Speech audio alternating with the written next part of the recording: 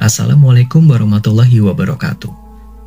Selamat datang kembali di channel YouTube Teman Bercerita.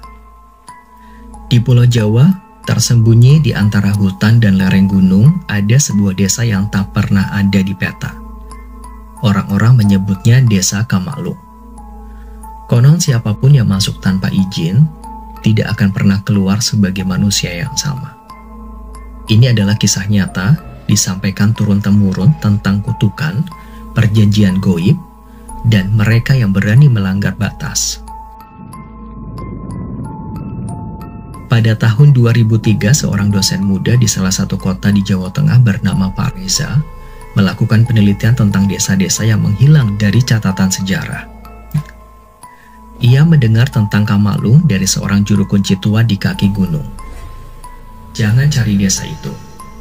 Ia akan muncul jika dipanggil oleh roh penjaganya, kata si juru kunci. Tapi Reza tetap pergi. Ia membawa kamera, peta kuno, dan keingintahuan yang terlalu besar. Ia menghilang dan hanya ditemukan 2 minggu kemudian. Duduk di pinggir jalan, hanya terdiam, dan rambutnya memutih. Dalam catatan hariannya yang ditemukan, Reza menuliskan, "Hari ketiga, saya masuk hutan. Tidak ada jalur. Tapi aneh di tengah kabut, muncul pagar bambu dan rumah-rumah kayu tua. Tidak ada suara. Tapi saya tahu saya sedang diawasi." Reza bertemu seorang wanita tua berpakaian kebaya merah, berdiri di depan pendopo. Wanita itu berkata pelan, "Kau dipilih. Tapi kamu harus tahu, apa yang telah kamu buka tidak akan pernah bisa ditutup kembali." Malam pertama, Reza mendengar gamelan dimainkan sendiri. Ia melihat bayangan penari tanpa kepala menari di bawah cahaya bulan. Keesokan harinya, desa itu berubah. Rumah-rumah membusuk, penduduk membeku seperti patung. Reza menyadari bahwa desa itu tidak normal. Ia membaca prasasti batu di belakang balai desa. Tertulis Kamalung dijaga oleh para leluhur. Darah harus dibayar dengan darah. Dulu Kamalung membuat perjanjian dengan makhluk halus untuk kemakmuran. Tapi syaratnya setiap 30 tahun, 1 jiwa dari luar harus dikorbankan. Mereka memilih korban dari orang asing yang masuk. Tapi Reza bukan korban biasa. Ia adalah keturunan dari salah satu pendiri desa. Ia kembali karena darahnya memanggil.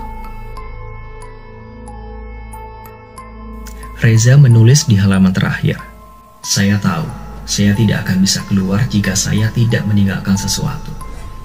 Ia melakukan ritual pembalikan arah dengan menanam sesajen terbalik dan membakar ikat kepala peninggalan leluhur. Malam itu Reza bermimpi. Dirinya dikejar oleh wanita-wanita berkebaya hitam. Ia berlari, dan ketika terbangun ia sudah duduk di pinggir jalan utama, tak jauh dari pos pendakian. Tapi dia tidak pernah bisa bicara lagi. Hanya diam, dan kadang tersenyum sendiri. Saat malam bulan purnama, keluarganya mendengar gamelan dari dalam kamarnya, meski tidak ada alat musik. Desa Kamalung tidak pernah ditemukan kembali.